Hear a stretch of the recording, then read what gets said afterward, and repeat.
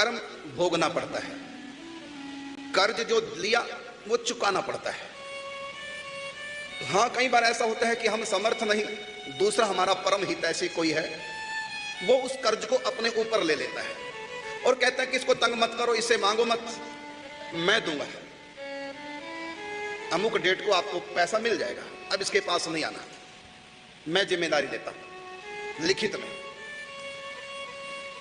तो फिर कर्ज के लिए उस व्यक्ति को तंग नहीं किया जाएगा, क्योंकि उसका कर्ज किसी और ने अपने ऊपर ले लिया है। इसी प्रकार से कर्म का विधान यही है, भोगना पड़ेगा। यदि कर्ता नहीं भोगेगा तो उसका हितैषी भोगेगा। जैसे बालक ने कोई अपराध कर दिया, जुर्माना पड़ा, केस चला, अंत में जुर्माना पड़ा कि 10 लाख रुपए जुर्माना भरना पड़ेगा। अब वो बालक भरे चाहे उसका पिता भर दे, भरना तो पड़ेगा, चाहे तो व्यक्ति स्वयं भरे और चाहे उसका बाप भर दे। और ये भी आवश्यक नहीं पिता ही भरे, कोई भी उनका हितैषी उस जुर्माने को अपनी तरफ से भर सकता है। इसी प्रकार कर्म का सिद्धांत है, भोगना पड़ता है। लेकिन श्री चंदाबाई जी ने बहुत सेवा की है और पूज्यबाई जी के प्रति बहुत सद्भावना थी। शायद बाई जी के मन में आया होगा कि मेरी बहुत सेवा की है, कभी मेरी बात को टाला नहीं, और इतना बड़ा इनके पूर्व जन्म के कर्मों के अनुसार प्रारब्ध का निर्माण हुआ और वो प्रारब्ध इनको भोगना पड़ेगा कैंसर से। तो शायद बाई जी नहीं चाहती थी कि मेरी इतनी सेवा करने वाली और कैंसर का दर्द भोगे। मैं तो भोग लूंगी, समर्थ है उनमें तो, लेकिन मैं भाभी जी को तड़पते देखना नहीं चाहती जिन्होंने मेरी इतनी सेवा की। वो रोग अपने ऊपर ले लिया।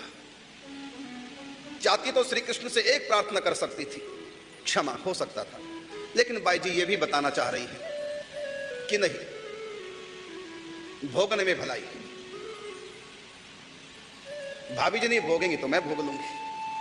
और लोगों को भी शिक्षा मिलनी चाहिए कि कोई कितना भी भजन पूजा पाठ कर ले, प्रारब्ध भोगना पड़ता है। संचित जो है, जिससे अनेकों जन्म हमारे होंगे, जिस संचित के कारण से हम भगवत धाम में पहुंच जाएंगे, फिर वो संचित भोगने के लिए हमको जन्म लेना नहीं पड़ेगा, क्योंकि यद गत्वा न निवर्तन्ते तद्धाम परमं मम।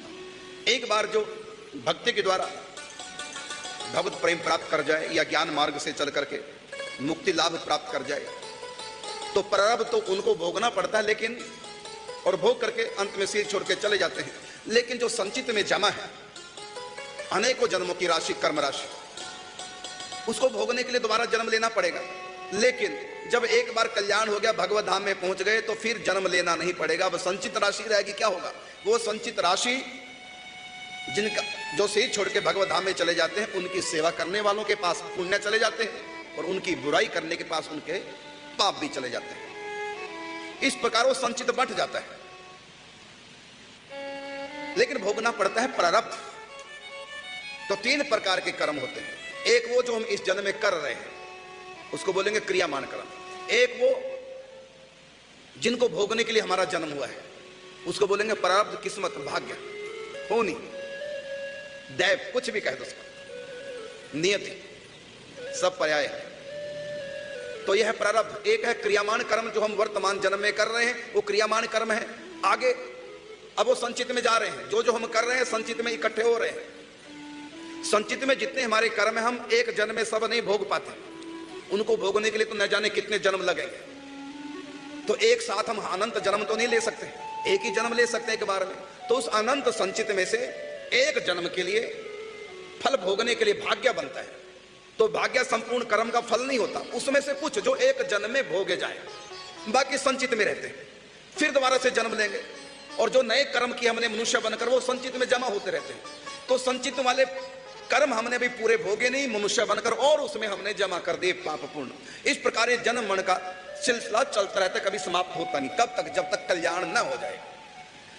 तो प्रारब्ध तो भोगना पड़ता है, एक नियम है। लेकिन संचित यदि भगवत प्राप्ति हो जाए, तो संचित जिसके कारण से अनेक जन्म होने, वो संचित धरा रह जाता है, क्योंकि संचित को भोगने के लिए जन्म लेना पड़ेगा। और जिसका कल्याण हो गया, भगवत भजन से भगवत प्राप्ति हो गई, अब उसका जन्म हो नहीं सकता, क्योंकि सिद्धांत है यद गत्वा न निवर्तन्ते तद्धाम परमं मम। गीता कहती है तो जो भगवत प्राप्ति कर गया उसका जन्म तो होना नहीं। तो प्रारब्ध उसको भोगना है। क्रियामान उसका भगवत भक्ति में चला गया, क्योंकि अच्छे कर्म करेगा भगवत भक्त। और जो संचित में है वो भोगने के लिए उसको दोबारा जन्म नहीं लेना, क्योंकि उसे छोड़ के चला गया भगवान के धाम में। तो संचित भोगना नहीं, क्रियामान भगवती में भगवत भक्ति में कन्वर्ट हो गया। अब रह गए प्रारब्ध, वो भोगना पड़ेगा दोनों को, ज्ञानी को भी और भक्त को भी। अहम ब्रह्मस्मि के भाव को जो प्राप्त कर गया उसको भी कर्म भोगने पड़ते हैं, माने भाग्य भोगना पड़ेगा।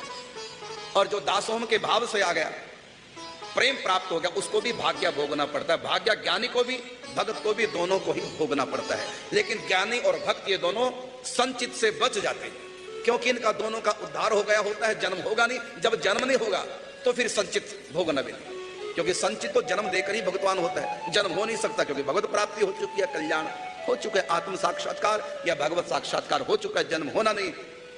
अब वो संचित बंट जाता है।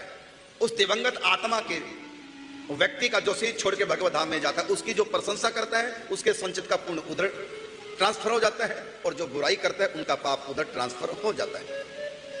इसलिए किसी की भी मृत्यु हो जाए, कभी किसी की बुराई करनी नहीं चाहिए मृत्यु के बाद, नहीं तो कर्म भाग्य में हमारे उसके संचित कर्म हमारे संचित में आ जाएंगे। एक नियम है, इसलिए किसी की चर्चा करनी चाहिए, जीते जी व्यक्ति की भी चर्चा नहीं करनी चाहिए, क्योंकि अपराध किया सामने वाले ने, हमने उसकी चर्चा कर करके किया क्या, उसके अपराध को ट्रांसफर अपने संचित में करा दिया और उसका पाप कट गया। कैसे कटा? क्योंकि उसने निंदा सुनी, उसको दुख हुआ, तो निंदा से उसके पाप कट गए और कहां गए? निंदा करने वाले के खाते में चले गए। इसलिए जिसकी निंदा हो रही है उसका लाभ है, और जो निंदा कर रहा है उसका घाटा है। इसलिए किसी की निंदा नहीं करनी चाहिए, बहुत बड़ा घाटा है। दूसरे के पाप भी हमारे संचित में जमा हो जाएंगे, फिर दोबारा से हमको जन्म लेके भोगने पड़ेगा। तो कर्म का विधान है, भोगना पड़ेगा। लेकिन जो समर्थ पुरुष हैं वो अपने शरणागत के कई अपराधों को अपने ऊपर ले लेते हैं। तो